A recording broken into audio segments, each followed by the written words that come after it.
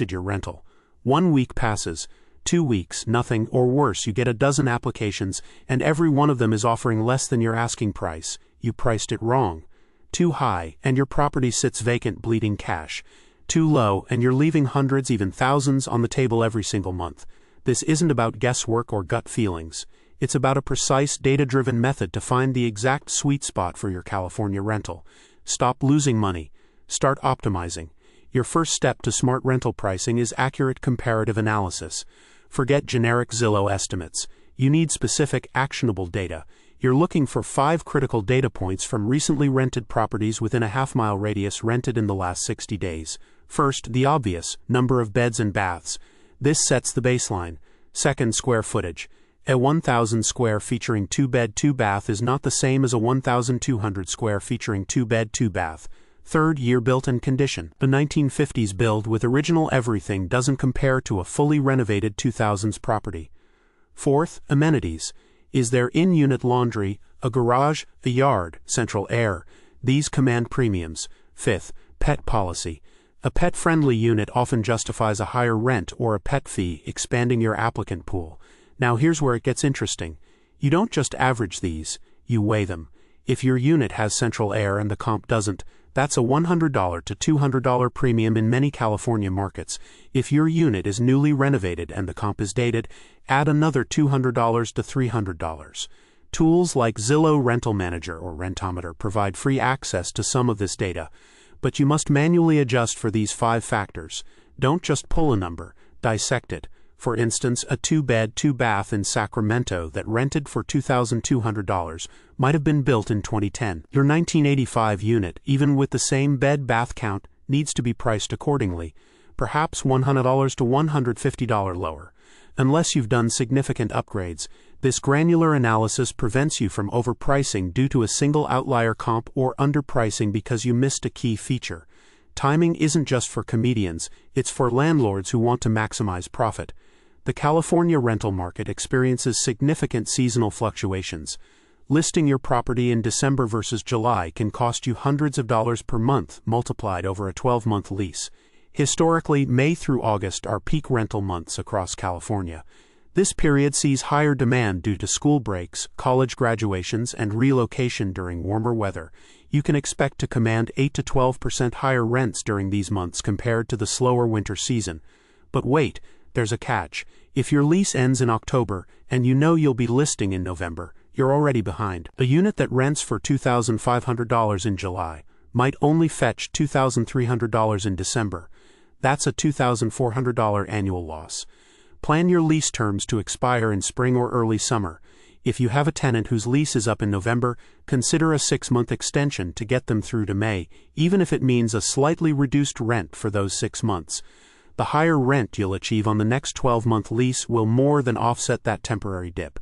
This strategic lease management is a simple adjustment that can put thousands more in your pocket each year.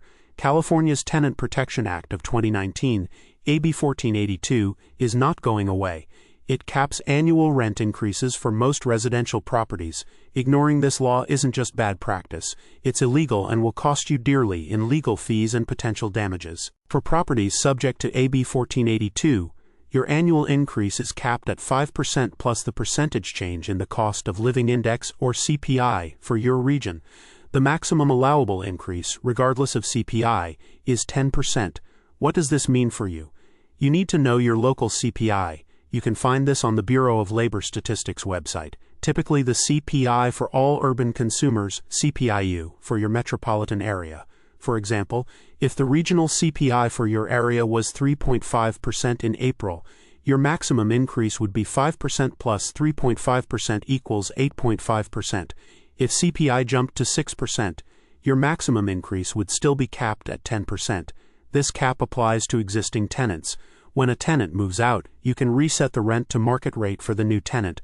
This is why understanding market value is crucial, not just for initial pricing, but for maximizing your reset opportunity. If you underprice by $100 for a new tenant, that's $1,200 lost in the first year, and that lower base then limits your AB 1482 increases for years to come. Don't leave money on the table at lease turnover. Many landlords fear lowering their rent by $50. But have you calculated the cost of vacancy? A property sitting empty for just 2 weeks at $2,000 per month costs you $1,000 in lost rent. That's equivalent to a $83 per month rent reduction over a year, or $50 per month over 20 months. Often a slight reduction in rent, say $50 or $100, can drastically reduce your vacancy period, securing a qualified tenant faster. Here's the math. If your property rents for $2,000 and it sits vacant for 30 days, you've lost $2,000. If you had priced it at $1,900 and rented it in 15 days, you would have collected $1,900 for that month, losing only $100 compared to your target but gaining $1,900 that you otherwise wouldn't have. The cost of vacancy is not just lost rent. It's also ongoing mortgage payments, property taxes, insurance, and utilities. A 2-week vacancy at $2,000 per month costs you $1,000. Is that $1,000 worth holding out for an extra $50 per month that may never materialize, extending your vacancy to 4 weeks, costing you another $1,000? Price aggressively to fill quickly. This isn't about being cheap, it's about being smart. Pricing psychology is a real phenomenon that impacts tenant perception and application rates. A price ending in 9 or 5 creates a perception of a better deal. $1,995 feels significantly cheaper than $2,000, even though it's only a $5 difference. This seemingly small adjustment can lead to a disproportionately higher number of inquiries and applications. Why? Cognitive bias. Our brains process the leftmost digit first. When a prospective tenant sees $1,995, their brain registers 1,000 something, whereas $2,000 registers 2,000. This subtle difference can push a hesitant applicant over the edge. Consider your target rent. If your market analysis suggests $2,000 is fair, test $1,995. If it's $2,500, try $2,495. This isn't about sacrificing significant income. It's about optimizing the perceived value to maximize your applicant pool and reduce vacancy. Don't underestimate the power of a few dollars. It's the difference between being seen and being scrolled past. Recap. To maximize your California rental income, you must stop guessing. First, conduct a rigorous comparative analysis using the 5 critical data points: beds, baths, square footage, year-built condition, and amenities. Second, strategically time your listings for peak demand periods, typically May through August, to capture 8 to 12% higher rents. Third, meticulously apply AB 1482 rent control limits, understanding the 5% plus CPI cap, max 10%, and capitalize on market rate resets between tenancies. Fourth, calculate the true cost of vacancy. A $50 rent reduction is often far cheaper than a 2-week empty period. Finally, leverage pricing psychology by ending your rent with a 5 or 9 to attract more applicants. These aren't suggestions, they are directives to keep more of your hard-earned money, powered by LeaseBase intelligence.